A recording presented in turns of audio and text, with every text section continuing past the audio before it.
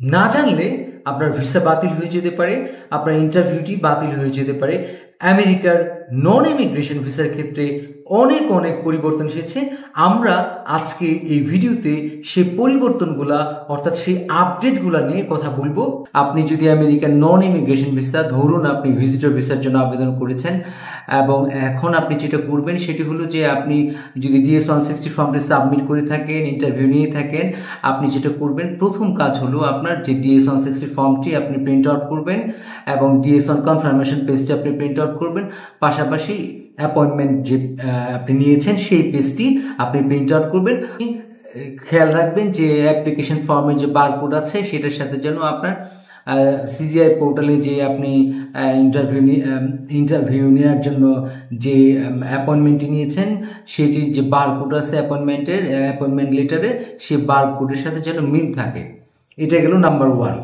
2 নম্বর পরিবর্তন হলো যে আপনি আগে 7 দিনের মধ্যে আপনি ইন্টারভিউ 7 দিন আগে আপনাকে DS-160 ফর্মটি সাবমিট করতে হতো। এখন আপনি 2 কার্য দিবসের মধ্যে সাবমিট করতে পারবেন। তো আমি আপনাদেরকে রিকোয়েস্ট করবো যে আপনারা 2 কার্য দিবসের মধ্যে করবেন না।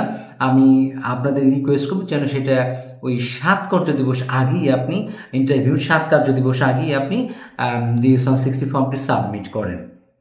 3 নম্বর আপডেট হলো যারা স্টুডেন্ট ভিসা F ক্যাটাগরি, যারা ভোকেশনাল ট্রেনিং M ক্যাটাগরি এবং যারা হলো ভিজিটর এক্সচেঞ্জ ভিসা যে ক্যাটাগরি ভিসার জন্য আবেদন করবেন তারা অবশ্যই DS-160 ফর্মে আপনাদের সোশ্যাল মিডিয়ার যে লিঙ্কগুলো আছে সেগুলা আপনারা দিবেন। এবং আমি মনে করি সেই সোশ্যাল মিডিয়ার লিঙ্কগুলো গত 5 বছরে যতগুলো সোশ্যাল মিডিয়া আপনি ব্যবহার করেছেন সেই লিঙ্কগুলো দেওয়া ভালো। এবং পাশাপাশি আপনি যেটি করবেন এই সোশ্যাল মিডিয়া আপনি পাবলিক করে রাখবেন, লক করে রাখবেন না।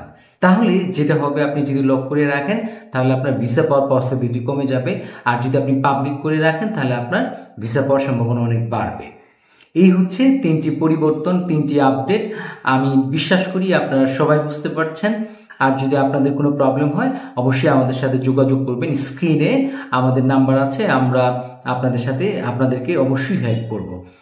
আপনারা সবাই ভালো থাকেন, সুস্থ থাকেন। আল্লাহ হাফেজ।